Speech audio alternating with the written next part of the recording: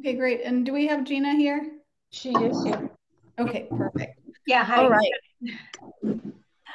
So I'll go ahead and introduce you, Gina. Dr. Woods is the clinical professor of medicine and a bone health specialist here at UCSD, and currently the interim clinical chief of endocrinology. She completed her medical degree at Drexel University and both her internal medicine residency and endocrinology fellowship at UCSD. She also regularly sees patients in the osteoporosis clinic while balancing involvement in medical education, serving as the associate program director for the endocrinology fellowship training program. Somebody needs to mute everybody. Somebody needs to mute.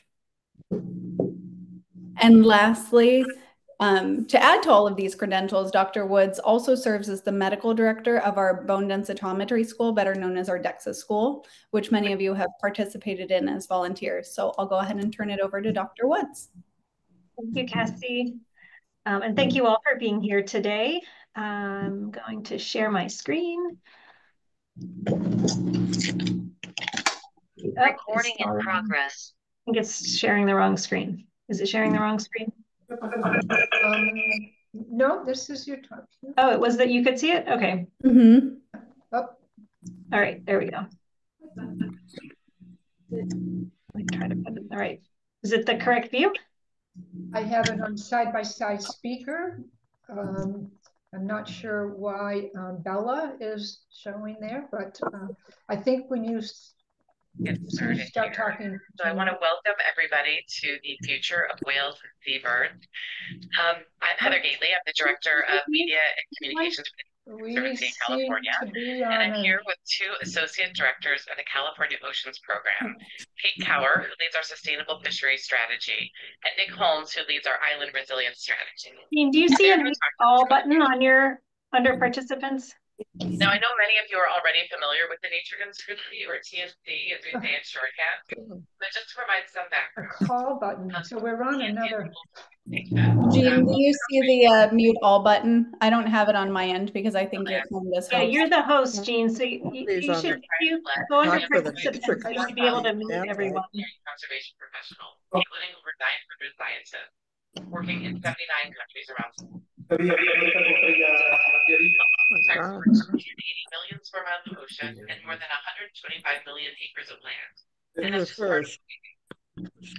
Before. We have a vision for California where nature is abundant and resilient in a rapidly changing. Click on participants, and then when the white box pops up at the bottom, there should be a mute all button. Conservation of our voters, and an innovation culture that has driven world-changing advances in technology. I don't really get it.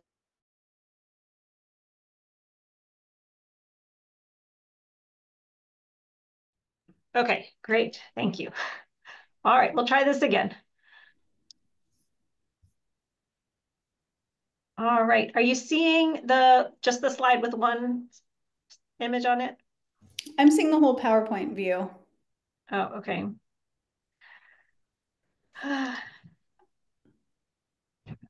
Again. I think there's a presentation view, possibly. There we go. That looks okay. good. Got it. All right. Thank you all for bearing with us. Okay, so we're going to be talking about the osteoanabolic drugs, otherwise known as bone builders. Advance the slides. Okay.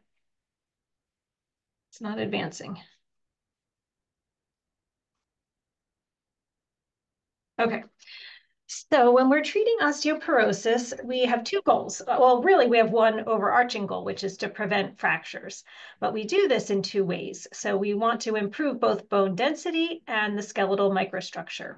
So in this image, you can see on the left, the normal bone, and on the right, the osteoporotic bone, which is not only less dense, but also has disruptions in the skeletal architecture. So if you think of the skeleton as scaffolding, you can see these, breaks in these are called trabecular plates and rods. So we want to rebuild those connections as well as improve the bone density in order to prevent fractures. And osteoanabolic agents are a great way to accomplish both of these goals. when we are talking about forming new bone, there's 3 ways bone can be formed. So if you've been attending these talks, you've probably heard us talking about osteoblasts and osteoclasts. Of course, osteoclasts are the cells that resorb the bone, and osteoblasts are the cells that build the bone. In the top picture here, you see what's called remodeling-based formation. So when we have the osteoclast resorbing bone, creating this resorption pit, and then new bone being formed over it, that is called remodeling-based formation. In the middle, we see something called modeling-based formation, which is when new bone is formed on top of quiescent bone. So there's no osteoblast activity resorbing the bone. We just have osteoblasts forming new bone. And then in the bottom is something called overflow modeling-based formation. So in this example, you can see it looks like the top example, remodeling-based, except there's a little spillage here on the sides. So there's a little bit of overflow. This is overflow modeling-based formation. So these are the 3 ways that bone can be formed. We have 3 drugs in the category of osteoanabolic agents. So the first one that was approved back in 2001 was teriparatide, or Forteo. This is a PTH receptor agonist. We then had abaloparatide, or Tymlos, approved in 2017. This is very similar to teriparatide. It's also a PTH receptor agonist. And then the newest drug in our toolbox is romosozumab, or Evenity. This is a monoclonal antibody against sclerostin, and we'll talk more later about what sclerostin is. But these are the 3 bone builders, so we're going to talk about all of these in a little more detail. So who are candidates for osteoanabolic therapies? Well, really, anyone with osteoporosis is a candidate for these therapies. So anyone who's considered at high risk or very high risk for fracture. So to be considered at high risk, you just have to meet one of the 3 criteria for having osteoporosis. So either a T-score of -2.5 or lower, having had a prior hip or spine fracture, or having an elevated FRAX score. That's a fracture risk assessment tool. Excuse me. And then, of course, people who are at very high risk would be good candidates for these therapies. So these people are, people with additional risk factors on top of just meeting the criteria. So having multiple spine fractures and a low T-score, advanced age, frailty, taking steroid medications, glucocorticoids, people with very low T-scores, less than -3, those who are at risk for falls or who have very high FRAX scores. So next we're going to talk about these drugs based on their category. So we're going to start with the PTH analogs, teriparatide and abaloparatide. We'll talk about them together and then separately. So these drugs mimic the action of parathyroid hormone. And if you've been attending these talks and you heard Dr. Hofflick's talk back in September, you may be confused right now because she would have showed you a slide. She talked about secondary causes of osteoporosis, and she would have showed you a slide with all the medical conditions that can cause osteoporosis, and hyperparathyroidism is on that list. So if having high levels of parathyroid hormone is a cause of osteoporosis, how can it also be a treatment for osteoporosis, right? This doesn't make any sense. So how can a hormone that is bad for bone also be used as a bone builder? Well, the biology is actually quite interesting. So parathyroid hormone has a very short half-life, like roughly 5 minutes in circulation. And back in 1997, this paper was published in which the investigators did an experiment where they gave a parathyroid hormone fragment to lab rats, and they gave it in different ways. They either gave it as an intermittent injection or as an infusion of different durations. And they found that when they gave it as an intermittent injection or a short infusion, say over 1 hour, there was a net increase in bone formation. But when they gave it as a longer term or continuous infusion, there was bone loss and high blood calcium levels. So the actions of parathyroid hormone are different when given intermittently versus continuously. So intermittent administration of PTH can be a way to improve bone formation. So here we see an image of parathyroid hormone, the full protein on the left. It's 84 amino acids in length. And on the right, we see the first 34 amino acids, which is what is used as teriparatide. So teriparatide is just the first 34 amino acids in this longer sequence of parathyroid hormone. PTH1 to 84 has also been looked at as an osteoporosis treatment, but it is not approved in the US. Only teriparatide PTH1 to 34 is approved. But PTH1 to 34 does bind to the parathyroid hormone receptor and mimics the actions of this hormone. So in 2001, the seminal paper was published by Neer and colleagues looking at PTH1 to 34 and its effects on fractures and bone density in postmenopausal women with osteoporosis.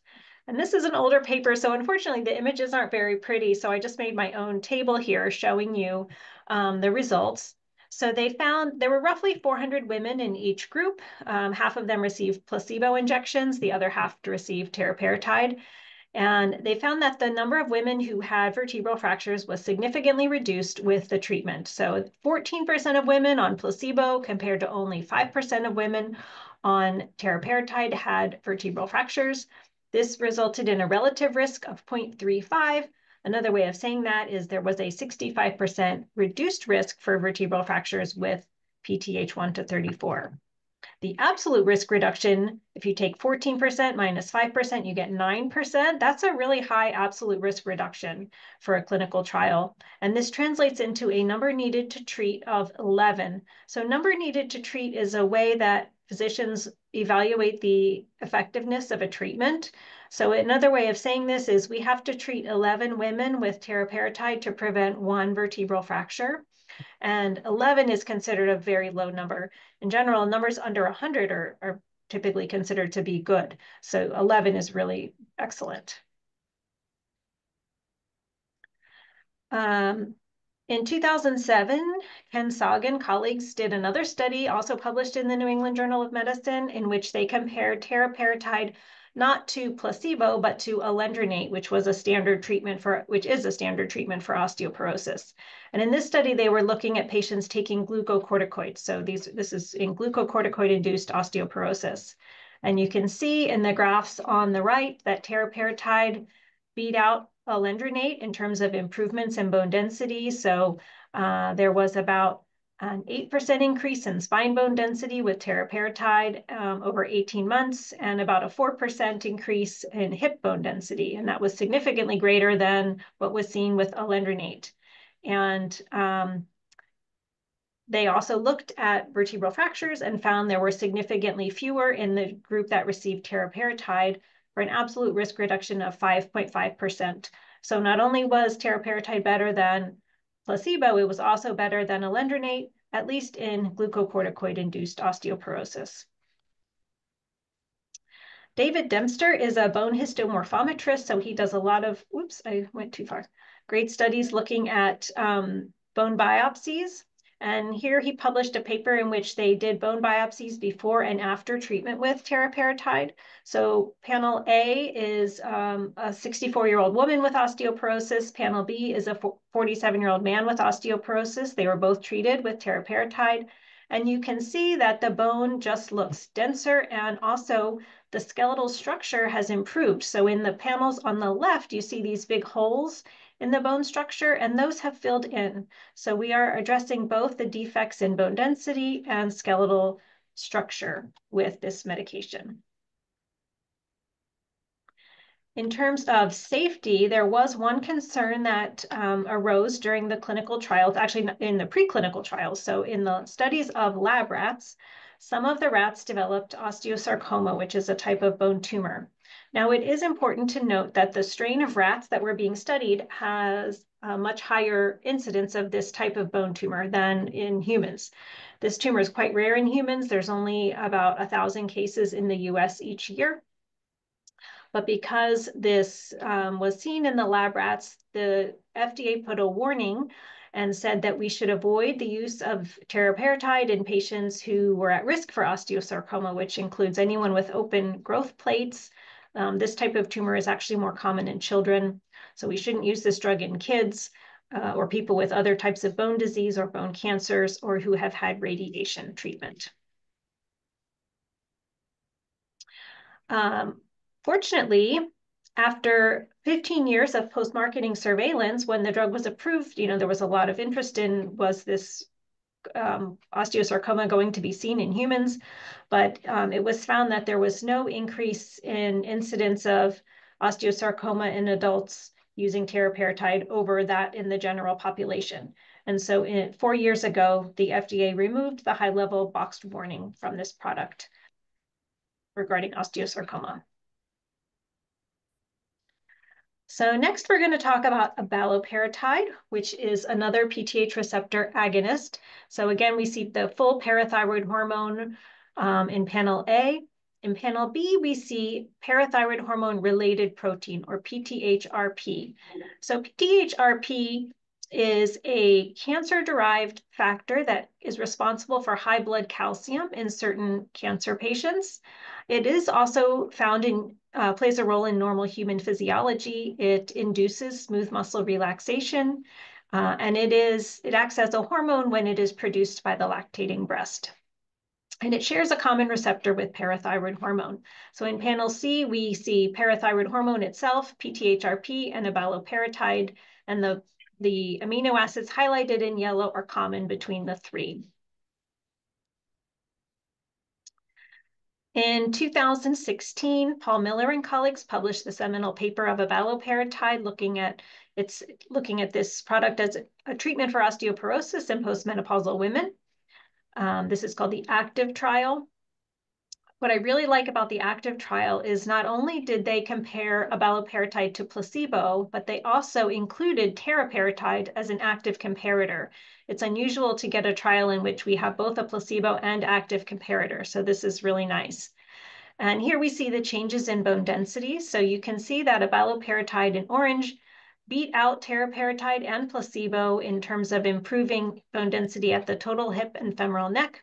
At the spine, those lines between abaloparatide and teriparatide do cross, so that's not significantly different. And you can see that the gains in bone density were about 10% at 18 months and about 4% at the hip. So nice improvement in bone density with this product.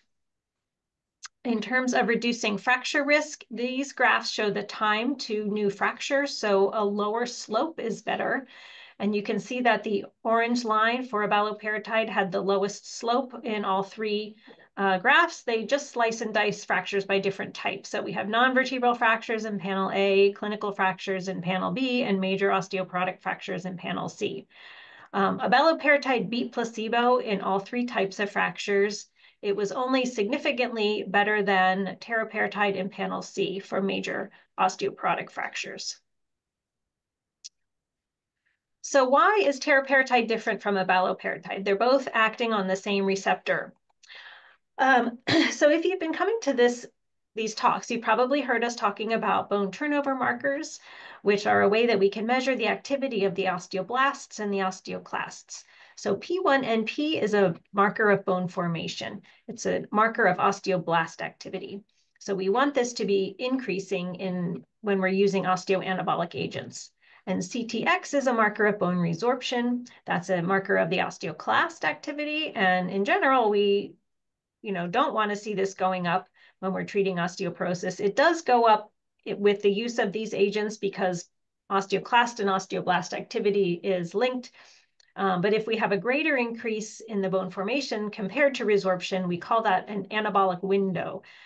So you can see that while both drugs nicely increase P1NP, the increase in CTX is a little bit delayed and blunted with abaloparatide, so perhaps the anabolic window is greater, and that may be responsible for, and may explain why we saw a little bit better gains in bone density with abaloparatide. In terms of,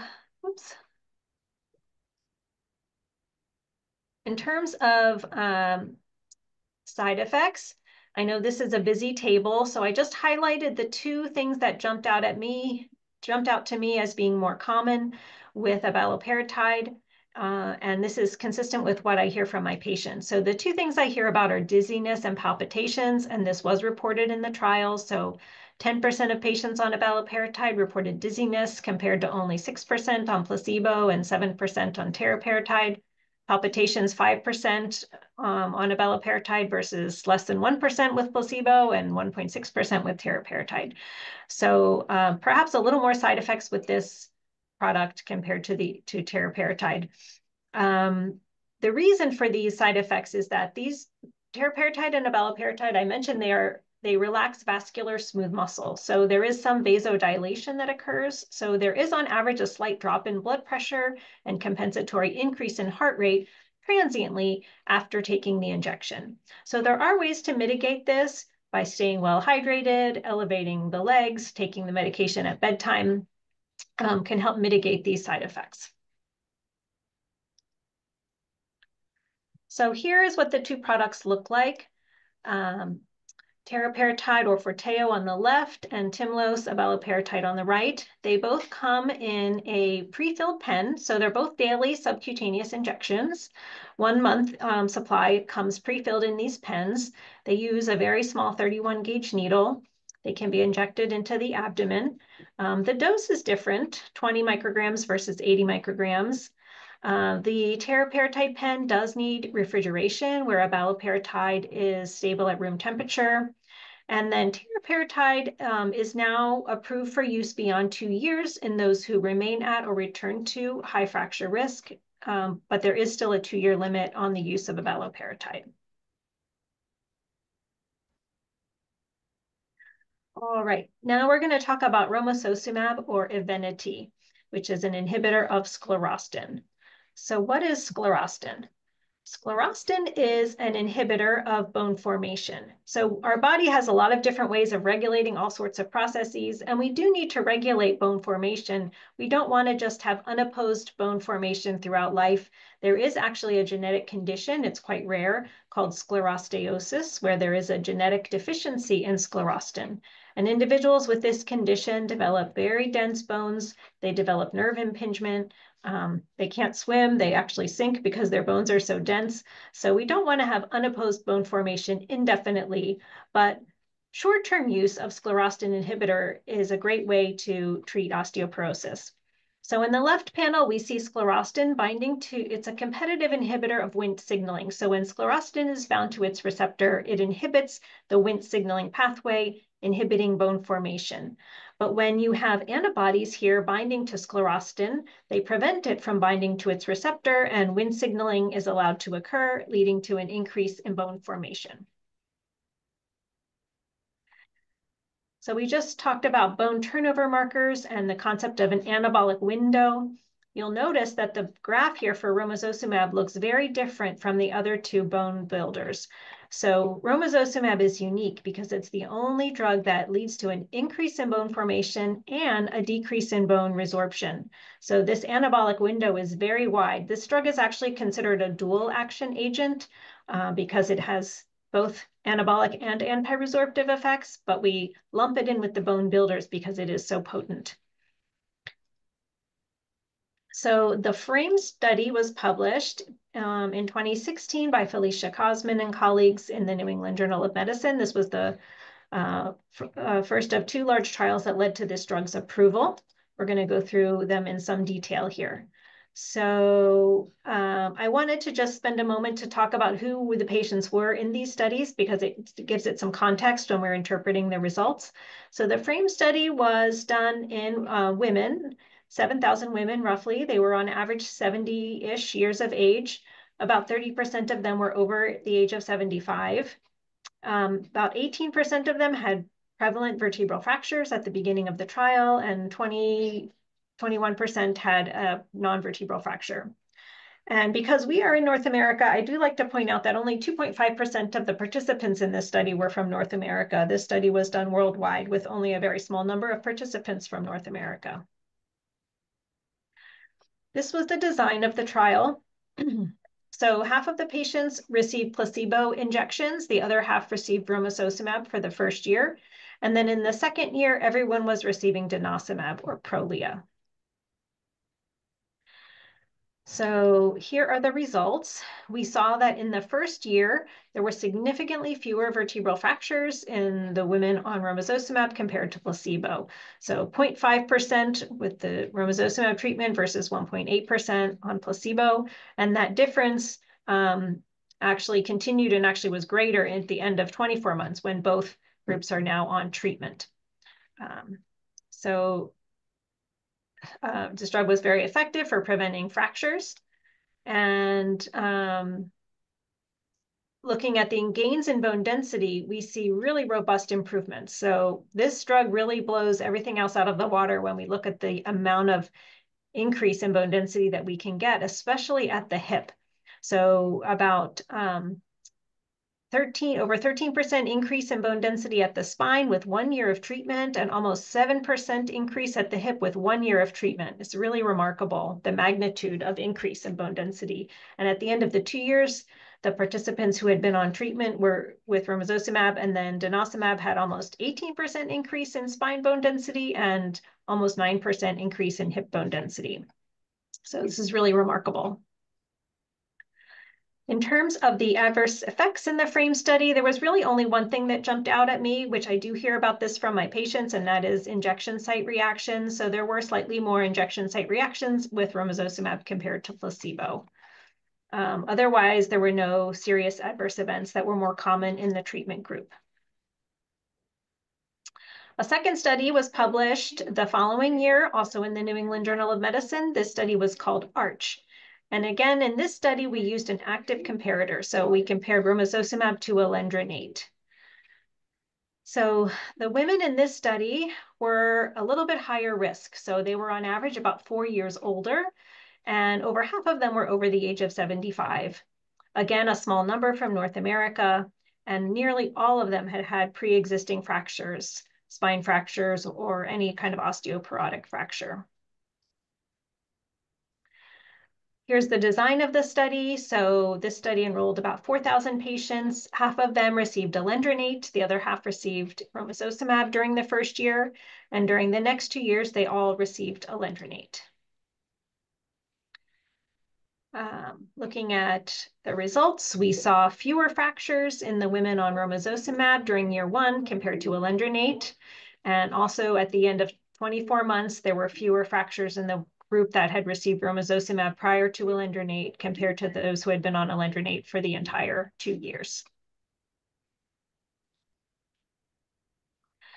And again, we see really nice gains in bone density with this drug. At the end of 3 years, about 15% increase at the spine and 7% at the hip. Now, in the ARCH study, something new popped up that was concerning, and this is a difference in the number of cardiovascular events. So you can see that during the first 12 months of the study, there was some type of cardiovascular event in 2.5% of the women on romosozumab compared to only 1.9% of the women on alendronate. So what do they mean by serious cardiovascular event? Well, they lump together all of these things listed below. So a cardiac ischemic event, a heart attack, a stroke, heart failure, cardiac death, revascularization, having a stent placed, or peripheral vascular event. So when they lump all those together, they were slightly more common in the women on romosozumab. So does this mean that romosozumab was increasing the risk, or alendronate was reducing the risk, or was this just a chance finding? This is controversial. The experts still argue about this, and there is surveillance going on to see if this is, if there is evidence that romosozumab is increasing the risk. But ultimately, the FDA approved the drug, but they did put a warning on it for possible cardiovascular risk, and they suggested we shouldn't use it in people who've had a heart attack or stroke in the last 12 months.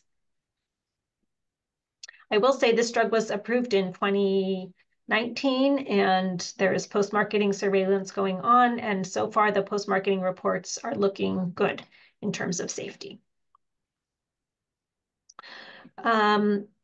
This is what Evenity romosozumab looks like. It's a series of 2 injections once a month. So patients receive this in a healthcare facility. They come in, and I guess the volume is too big for 1 syringe. So they have to get 2 injections. Usually it's given 1 in each arm or 2 in the abdomen once a month for 12 months. So in summary, these are our 3 anabolic agents, teriparatide and abaloparatide. They're both our PTH analogs. They're daily injections, typically for 2 years, although teriparatide can be used for longer than 2 years for those at high risk. And romosozumab, or Evenity, which is a sclerostin inhibitor, series of monthly injections for 1 year. So when we talk about how to use these agents optimally, the sequence does matter. So we know that we see continued gains in bone density when we use the bone builders first. So it is better to build bone first. All of these agents need to be followed up with an anti-resorptive, otherwise the bone will be lost. But we see better results when we build the bone first. When we do it in the opposite sequence, when we use an anti-resorptive first and then switch to an anabolic, the effect of the anabolic agent is somewhat blunted. They do still work, it's just a little bit blunted. And there's one transition that is particularly concerning. That's going from denosumab Prolia to teriparatide. This was associated with transient bone loss, so we do try to avoid this if possible. And drug holidays really only apply to bisphosphonates. So the bisphosphonates, like Fosamax and Reclast, are the only drugs that you can take a break from and still maintain protection from fracture.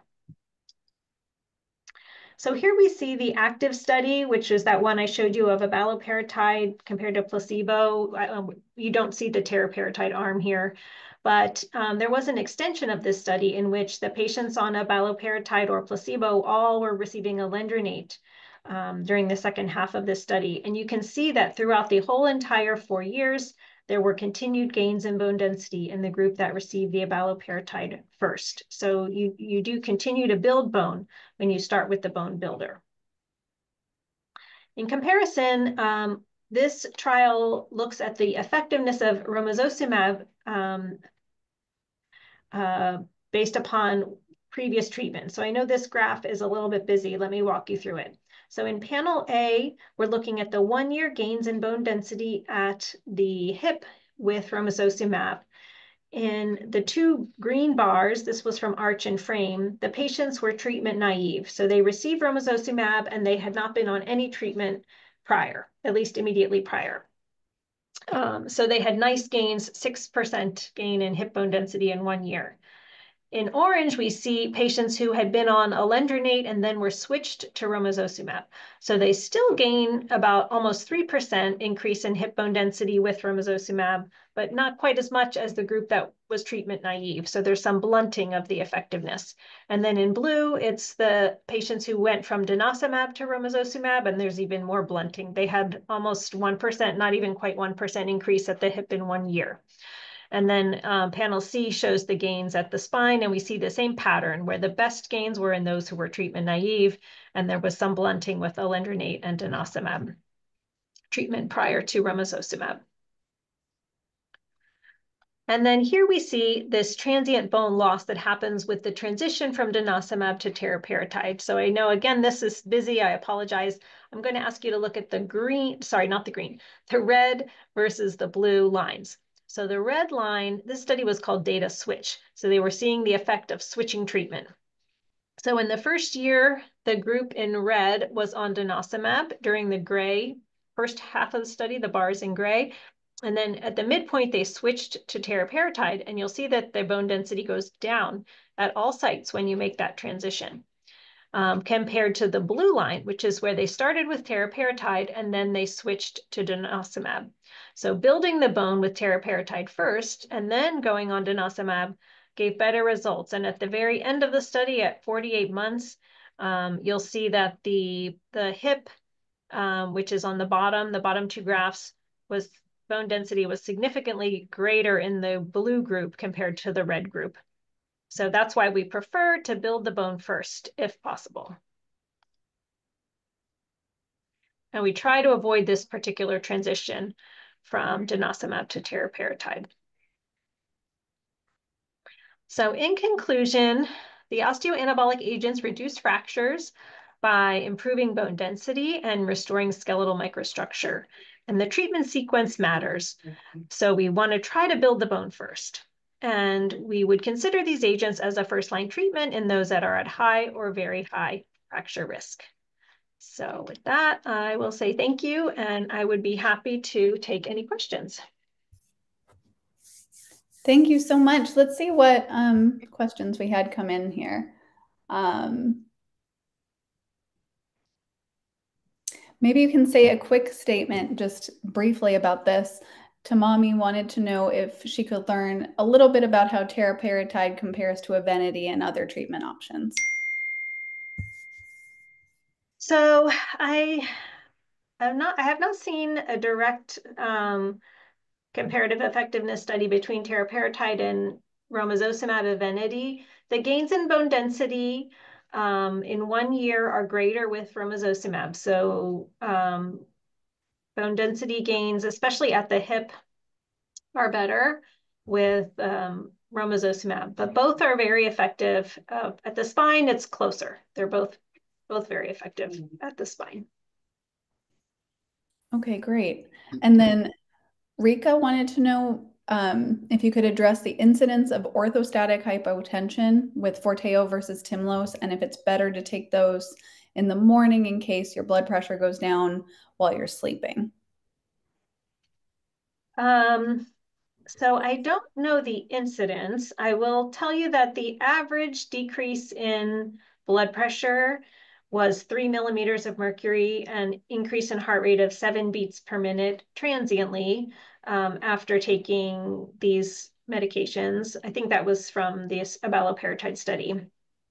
Some people are more sensitive to this than others. So some people have no issue and some people really have trouble tolerating the drugs because of the dizziness. In terms of whether it's better to take them in the morning or not, there is some theoretical reason why it might be better to take them in the morning, and that has to do with the circadian pattern of bone formation. So we know that the bone turnover markers do vary based on time of day, and so it may be more effective to take them in the morning because that's when we tend to be building bone more. And potentially, if you're concerned about having low blood pressure overnight, you could do that. Sometimes patients take it at night because they're able to put their feet up, and if their blood pressure drops temporarily, it doesn't bother them as much if they can kind of rest with their feet up rather than when they're starting their day. So it's whenever you can take them, they work. You just have to figure out what works for each individual. Sounds good. Thank you. And then Michelle wanted to know, she took Forteo. She had bone improvement in one hip, but loss in the other hip, and wanted to know what might have happened there. Hard to say. And again, I can't give personal medical advice in this format without, seeing patients in the context of a clinic visit. But I will just say in general, the hip BMD gains with Forteo are the lowest of all these 3 bone builders. So it's not uncommon to not have a great improvement at the hip. Why there would be a discrepancy on one side or another, it's hard to say. The things that would come to my mind would be either was there a difference in weight bearing on one side or another? Was there, were you non-weight bearing on one leg for temporarily due to an injury? Or was the positioning wrong on your DEXA scan? So sometimes if the hip was positioned differently from one scan to the next, you might see a difference between the 2 sides. So that's why we really like to do these DEXA scans carefully. And Dr. Nichols is an expert in how to do this. So those are the things I would ask about or consider in that scenario. Somehow I just lost all of the questions. Jean, are you still seeing those? I'm so sorry about that. I The am. meeting chat just went blank on me. Oh, okay. Yeah, well, I do have them. Let me, do you have them also, Gina? Yeah, I can see them. So, yeah. Okay, let's see. How does reclass compare to these drugs? Okay. So reclass is one of the anti-resorptives. First, I will say that all of the FDA-approved drugs have shown that they are effective to prevent fractures. So all of the treatments are effective. I like all of them, and really our treatment rates are very low. So anything is better than nothing. But when we are, talking about comparing one against another, that's when we're getting into the nuance of what is the optimal use of these treatments. Reclass is a great drug. It works by inhibiting the osteoclast. I would say I tend to see, I'm trying to recall the amount of increase in bone density. It's pretty good with reclass. It tends to plateau. You see an initial increase over the first few years, and then it does tend to plateau. Overall, the magnitude is probably not quite as great as with the bone builders, but it's still very effective for reducing fracture risk. When on Tymlos, what are the intervals for bone marking labs? When should one have these labs drawn? What would MD reject the idea of taking these labs? So bone turnover markers, I would say, are not routinely standard of care. So not all physicians order them, and they are not, I would say they're not considered standard of care for routine use in all cases. There is, they are controversial. They have limitations. So there's a lot of variability in the results. You have to draw them in the morning, fasting. And really, even though it would be really nice to have really accurate lab values that could tell us exactly what's going on, the studies haven't shown them to be as effective as we would like them to be. So some physicians prefer to not make decisions based on the bone turnover markers. And I think that makes sense. It's reasonable. Others do like to check them. So this is where, different providers' practice will be different. If you are checking bone turnover markers in patients on Tymlos, typically we would check a baseline P1NP and then a 1 month into treatment P1NP and expect to see an increase of at least 10, absolute amount of 10. We have Gail who has raised her hand for a question. Gail, if you would unmute yourself, you can go ahead and ask that question now.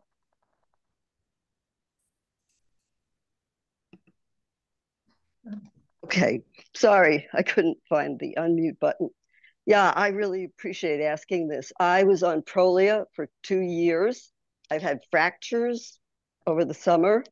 My doctor switched to Forteo, not the Optimum, and I did a DEXA scan recently. I was on Forteo for 2 months, and my bone density went up or down, whatever, a whole point. It was 2.5 in 2023, and now it was 3.5 in 2024. Oh gosh, sorry to hear that. It sounds like a tough situation. Again, I can't give personal recommendations I know. in this format, but sometimes we are forced to do that particular transition for whatever reason. But we try to avoid it if we can. So yeah, I think maybe, Can I talk to him about Evenity? Yeah. Would that be appropriate? Okay, even at this point. And the last question is, would my DEXA scan have shown that loss after taking the Forteo for only 2 months? Would that have reflected that? To drop a point after 2 months seems right. Doesn't seem right. Yeah. Right. Yeah. Okay. Highly unlikely. Yeah. Yeah. Doing, thousands of DEXA scans. Yeah. Thank you. Thank you. But maybe we can switch. Yeah. Go back, consult with your doctor. Yes, of course. Of course. Yeah. Thank you. Sure. There was a question, Dr. Woods, about, I'm not sure the sequence, I think it was Prolia in atrial arrhythmias, atrial fib, atrial flutter, on Prolia? Or with Romo. I think the question was someone asking about Prolia. Yeah, I have not heard of any atrial arrhythmias with Prolia. The one drug that has shown in some studies increased incidence of atrial fibrillation is reclassed, but not all the studies have shown it. So again, that's controversial. Was that really a causal association, or was that just a chance finding in one of the studies? Unclear, but reclass is the one that's been implicated with atrial fibrillation potentially. Have not heard about that with any of these other ones. Okay, thanks. I'm scrolling through here. I don't think this was addressed. Any data about effects to kidney or liver with any of these meds?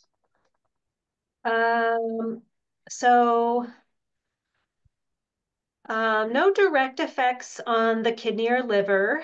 Teriparatide and abaloparatide do increase urinary calcium excretion somewhat. And so I do ask about history of kidney stones. There have not been reports of an increased incidence of kidney stones with these drugs, but that would be something to think about if somebody had a history of kidney stones. And, Evenity, we would consider, I would say we would be cautious about using it in someone with advanced chronic kidney disease because of the cardiovascular risk, because we know patients with chronic kidney disease are at high risk for cardiovascular disease. And so that boxed warning for cardiovascular events would give us pause in a patient with kidney disease, but not because of harmful effects on the kidney itself. Okay, thanks. I don't think this was answered, it was one of the early ones from Rivka. Can Forteo or Tymlos be titrated for people very sensitive to meds? And if so, is Forteo as effective? Great question. Yeah. So the pen, as you saw, I had a picture of the pens on there. You couldn't really see how they work, but the Forteo pen, you can't really titrate the dose. It has like a plunger, so you pull it out and just push it back in to deliver the dose. The Tymlos pen, you twist it. So it is possible to twist it halfway. And I have had patients do this. We don't know for sure. It's not really an approved use. We don't know we don't know that it's precisely half the dose if you twist it halfway up. But I have had patients, you can hear the clicks as you turn the pen. And so I've had them start on, 4 clicks and work their way up to 8 clicks, which is the full dose. And that has seemed in my practice to help people to sort of get used to it. And I've had some success in getting people on the drug by doing that titration with Tymlos. Thank you. Another question I know has been asked in meetings of clinicians and also the public, the idea of, especially given the sequencing, having anabolic initially followed by anti-resorptive. Why are anti-resorptives prescribed for anyone then initially? If everyone is, let's say everybody that's in an osteoporotic range, why is usually an anti-resorptive the first? Yeah, why don't we give these to everyone up front? I've been asked this before. Yes. By the residents when I was teaching them. So honestly, cost is a consideration. So, teriparatide is generic, but the cost still hasn't come down that much. So sometimes there are challenges in terms of cost and coverage. Sometimes insurance will not approve it until we try something else, which is unfortunate because, using these first is really the optimal sequence. And then the other reason would be, just patient preference or just other clinical considerations. So not everyone wants to take a daily injection. For some people, the cardiovascular warning with Evenity, is a concern. So just different factors that would make us choose. Some people are concerned about the dizziness and palpitations with the daily injections. So those are the reasons why we may choose not to use one of these drugs. Okay, and this, I think, just kind of a clarification. You did touch on this. but maybe just re-clarify for those who are wondering. What follow-up med have you recommended for patients after Evenity? Typically we're doing an anti-resorptive after Evenity. So, you know, sometimes alendronate or reclast would probably be the two most common that I'm using. Maybe denosumab, typically one of those. Okay, getting thank yous for your talk. Let's see. Maybe just redefine what you consider high to very high risk. I assume this is for fracture, as in addition to just being older. Right. So high risk is just meeting any of the 3 criteria for osteoporosis. So having a T-score of negative 2.5 or less, having had a prior hip or spine fracture from low trauma, or meeting the FRAX definition. So that's the fracture risk calculator, and having an estimated 10-year fracture risk of 20% or more for major osteoporotic fracture and 3% or more for hip fracture. And then having any of those plus any additional risk factors. So steroids, you know, falls, multiple prior fractures, things like that would put someone at very high risk. And these are not strict. There's not a strict definition for very high risk. It's really kind of subject to interpretation. Those are examples of what would be considered someone at very high risk. Okay. Okay. So all excellent questions. Our folks are pretty well informed and well read here. And, so let's Sri, who we know from our Strong Foundations program, for those who are not at high risk, would it be advisable to try a non-medication method such as the new Onero exercise program that has finally made it to San Diego, by the way? Yeah, I mean, for someone not at high risk, sure. I mean, I am definitely in favor of using all modalities to address our bone health, and Onero has been shown to improve spine bone density. And it has many benefits too in terms of strength. So yes, I think I would encourage everyone to include exercise in some form in their treatment, whether or not you're on a medication. Okay. Are there data for as for successful use of different agents, and anabolics is in this question, after a drug holiday of maybe 1 to 4 years? Or can alendronate only be used again after an alendronate holiday? So this is where the data starts to become really sparse. So we don't have a lot of data on what to do after a drug holiday. So yes, these can be used after a drug holiday. Absolutely. There's no contraindication there. I did show you that, you know, going immediately from alendronate to romosozumab, there was some blunting. I don't know if you were on alendronate 5 years ago and then you've been on a holiday for 5 years and then you start romosozumab, you know, is that the same as being treatment naive? Probably, based on, you know, how long alendronate lasts. So the short answer is yes, you can use any of these after a drug holiday. Absolutely. We just don't know exactly how much blunting would occur, if any. Okay. I just lost my place here.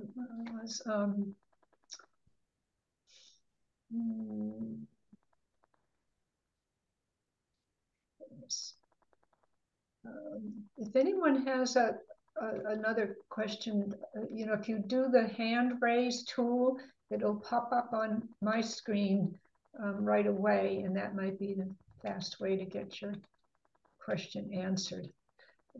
I'm scrolling through, and some of these are repeats. Oh, do you think Evenity will eventually get approved for use longer than 1 year? And I'll couple that with which of these agents that we've discussed today are covered by Medicare? will Evenity ever be approved for use for more than 1 year? I don't think it will be for more than 1 year continuously. I mean, we see such a robust response in 1 year. There is no restriction on lifetime use of it, so you can use it again. So you can take Evenity for a year and then say go on a Lendronate and then a drug holiday, for example. And then if you were at high risk later on, you could do Evenity again. There's no nothing prohibiting you from taking it a second time. But I have not heard of any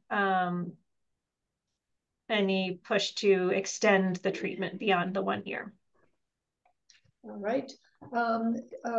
Deborah, spelled with D-E-B-R-A, because there's several Deborahs, I think, on here. Deborah, you have your virtual hand raised. Go ahead. Make sure you unmute yourself. And Jeannie, you talked about a narrow program is now in San Diego. I have not heard of this program. Can you address it and spell it also? Well, very briefly, it is an exercise program for the public, heavy focus on osteoporosis prevention and, hopefully maintenance of bone mass, not just for young people. The heavy focus was on us, middle-aged and older women, and it stems from a clinical trial published in 2017 or 18 by folks in Australia who do a lot of good work with exercise specific to bone health. And the study was the Lift More trial. And this is probably going to be presented as part of our January, I think it's our January session, will be presented by Deborah Serban, who is now an ONARO certified instructor. And she has opened a studio in Sorrento Valley. And she'll be our speaker and she'll address that. And then I can also show you some data. I just gave a talk yesterday afternoon. So I have a couple slides on the Lift More trial and the very strong results. Can you spell ONARO? Is it O-N-E-R-O? Yes. Thank you. Yeah. And while our I'd give a little plug for our own Strong Foundations program, while our program does not focus specifically on bone, we focus on fall prevention with exercise. And our 3 pillars, and what we address is posture, trying to improve one's posture in their mobility, their balance, and muscular strength. And we are now in the publishing our data. We were happy to see very good results, particularly for posture changes, and then also in the strength world. So that, and our program is delivered virtually. So it's been a 4-year process. And now we're just starting to see that the data are looking good. So more on that, and we can do a presentation sometime in the spring if our group would like to, see that. And again, if we're doing it virtually, then essentially anybody anywhere can participate. Okay, let's go to Rivka. You've got your hand raised. Yes, thank you very much. Thank you for putting some simplicity to such a confusing topic. At least for me, it is. I wanted to know what the possibility of developing vision problems with reclass is, and also what the indication is if one has slightly elevated alkaline phosphatase for many, many, many years in terms of taking Forteo. Okay, well, so reclass is not one of the bone builders. That's an anti-resorptive, but it's an IV infusion once a year. There have been rare reports of an inflammatory reaction in the eye called uveitis. It is uncommon, but it has been reported, and we have had cases here. It does go away, but temporarily it can be quite bothersome. I don't know the exact incidence of it. I'd say it's quite uncommon. We've had, we use this drug. It's probably the most common drug we prescribe here, and I've heard of maybe 2 cases in my time here. So uncommon, but can occur. And the elevated alkaline phosphatase, that's a marker of osteoblast activity. It can also be coming from the liver. So hard to say, would need some further evaluation to determine why it was elevated. I will say that having an unexplained elevation in alkaline phosphatase is considered a contraindication to teriparatide or abaloparatide. You would need to be evaluated to try to get to the bottom of why that enzyme is elevated before you would start treatment. Is that when they do the alkaline phosphatase bone-specific test to see? Yes, there's a way to tell, is it coming from bone? Is it coming from liver? If it does appear to be coming from bone, it could be from transiently after a fracture, it's elevated. There's a condition called Paget's disease of bone that has an elevated alkaline phosphatase. Sometimes we'll do a bone scan to see if there's any signs of Paget's or any other bone conditions that are causing that elevation. So that would warrant some further testing. I have one more quick question, if I may. I know. Let's go to someone else. Thank you. Please. Barbara, you've had your hand raised also for a while. We are at our 1 p.m. So we'll.